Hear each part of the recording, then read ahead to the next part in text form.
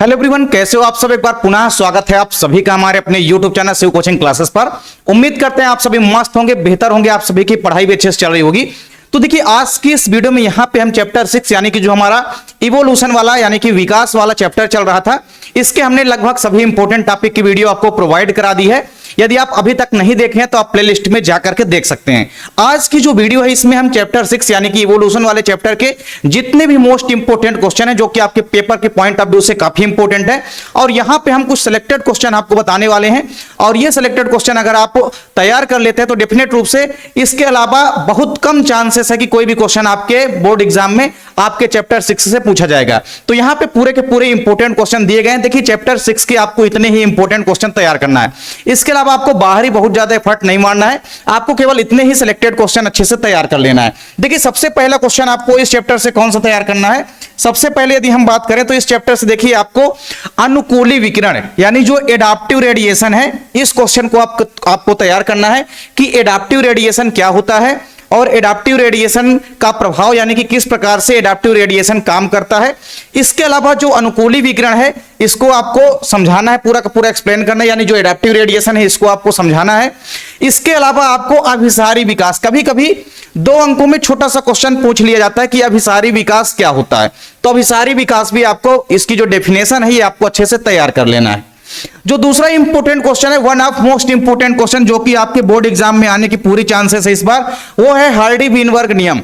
तो हार्डी-वीनबर्ग का जो नियम है और हार्डी-वीनबर्ग का नियम को प्रभावित करने वाले जो जो फैक्टर या कारक होते हैं इनको आपको तैयार कर लेना है। तो ये भी आपके पेपर के पॉइंट ऑफ व्यू से काफी इंपोर्टेंट क्वेश्चन है, नॉट ओनली आपके हाफ ईयरली के लिए बल्कि आपके एनुअल एग्जाम के लिए सबसे ज्यादा इंपोर्टेंट क्वेश्चन है ये दोनों स्टार्टिंग के। चलिए, छोटे क्वेश्चन में कई सारे क्वेश्चन छोटे छोटे आपके एग्जाम में 2 नंबर पूछे ही जाएंगे डेफिनेट रूप से। उसमें सबसे पहले आपको तैयार करना है कि समजात अंग यानी कि होमोलोगस ऑर्गन्स क्या होते हैं, इनको विद एग्जाम्पल आपको तैयार करना है। तो एग्जाम्पल सहित आपको तैयार करना है होमोलोगस ऑर्गन्स यानी कि समजात अंग क्या होते हैं। अगला क्वेश्चन है कि समवर्ती अंग यानी कि एनालोगस ऑर्गन क्या होते हैं, इनको भी आपको विद एग्जांपल की सहायता से आपको तैयार करना है, इनको भी आपको एग्जांपल सहित अच्छे से तैयार करना है। इसके बाद अगला जो क्वेश्चन है वो आपको तैयार करना है वेस्टेज ऑर्गन्स। वेस्टेज ऑर्गन्स मतलब अवशेषी अंग। तो अवशेषी अंग क्या होते हैं, इसके कई सारे हमने आपको एग्जाम्पल भी कराए हैं। तो अवशेषी अंग किसे कहते हैं, इसके एग्जाम्पल भी आपको तैयार कर लेना है। चलिए, अगला क्वेश्चन जो आपका है वो है समजात व समवृत्ति अंगों में अंतर। One of most important difference है इस चैप्टर का। तो 3 से 4 अंकों में भी ये क्वेश्चन आपके एग्जाम में आ सकता है। समजात व समवृत्ति अंगों में अंतर लिखिए, यानी differences between homologous and analogous organs. तो ये दोनों के मध्य आपको डिफरेंस भी तैयार कर लेना है। चलिए, अगला क्वेश्चन जो है आपका वो है मिलर व यूरो के प्रयोग को समझाइए। देखिए, जो हमारा ओपरिनवाद था इसके समर्थन में स्टैनले मिलर एवं यूरो ने एक एक्सपेरिमेंट किया था जिसे हम मिलर एवं यूरो का प्रयोग कहते हैं।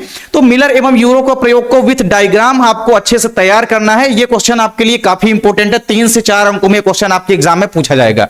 तो मिलर एवं यूरो के प्रयोग आपको एक्सपेरिमेंट इसका जो है जो दोनों ने मिलकर किया था इसको आपको तैयार करना है।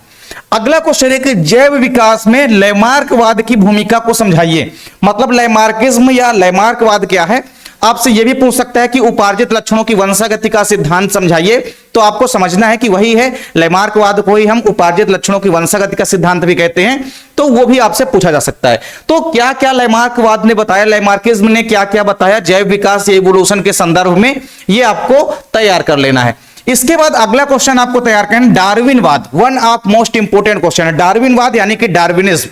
तो कभी कभी आपसे ऐसा भी पूछ सकता है कि डार्विन के प्राकृतिक वर्णवाद को समझाइए, क्योंकि डार्विन का जो हम सिद्धांत पढ़ते हैं उसे हम प्राकृतिक वर्णवाद का सिद्धांत कहते हैं। तो इस प्रकार से आपके एग्जाम में डार्विनवाद क्या होता है या आपसे पूछा जा सकता है कि डार्विन के प्राकृतिक वर्णवाद को समझाते हुए जैव विकास में इनकी क्या भूमिका है डार्विनवाद की, इसको आपको एक्सप्लेन करना है।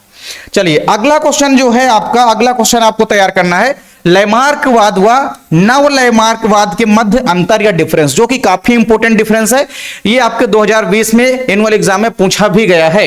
तो लैमार्कवाद व नव लैमार्कवाद के मध्य अंतर यानी कि डिफरेंस आपको तैयार करना है। कम से कम 3 से 4 डिफरेंस आपको तैयार करना है। अगला और आखिरी क्वेश्चन जो आपको तैयार करना है वो है ऑक्सीजन क्रांति यानी कि ऑक्सीजन रिवोल्यूशन क्या होती है, साथ ही साथ इन्वायरमेंट में यानी कि वातावरण पे इसका क्या क्या इफेक्ट या क्या क्या प्रभाव पड़ता है, ये भी आपको एक्सप्लेन करना है। तो यहां पे सिलेक्टेड 11 क्वेश्चन दिए गए हैं। यानी कुल मिलाकर 10 से 11 ऐसे इंपॉर्टेंट क्वेश्चन है जो कि आपको इस चैप्टर से तैयार करना है। तो इस चैप्टर से मात्र आपको 10-11 इंपॉर्टेंट क्वेश्चन तैयार कर लेना है। डेफिनेट रूप से आप देखेंगे बोर्ड एग्जाम में कि यही क्वेश्चन आपके एग्जाम में आएंगे। तो इस प्रकार से पूरे के पूरे इंपॉर्टेंट क्वेश्चनों को आपको अच्छे से तैयार कर लेना है। सभी के सभी इंपॉर्टेंट जो क्वेश्चन है इसकी वीडियो भी हमने प्रोवाइड करा दी है। यदि आप नहीं देखे हैं तो आप प्लेलिस्ट में जाकर के देख सकते हैं। तो उम्मीद करता हूं वीडियो आपको पसंद आई होगी। वीडियो आप लोगों को अगर अच्छी लगे तो आप लोग लाइक कमेंट जरूर किया करिए। साथ ही साथ अपने दोस्तों के बीच भी ज्यादा से ज्यादा वीडियो को शेयर कीजिए। अगर आप लोग चैनल पर नए हैं तो चैनल को सब्सक्राइब जरूर कर लिया करिए। मिलते हैं आप लोगों से नेक्स्ट वीडियो में, तब तक के लिए जय हिंद, वंदे मातरम।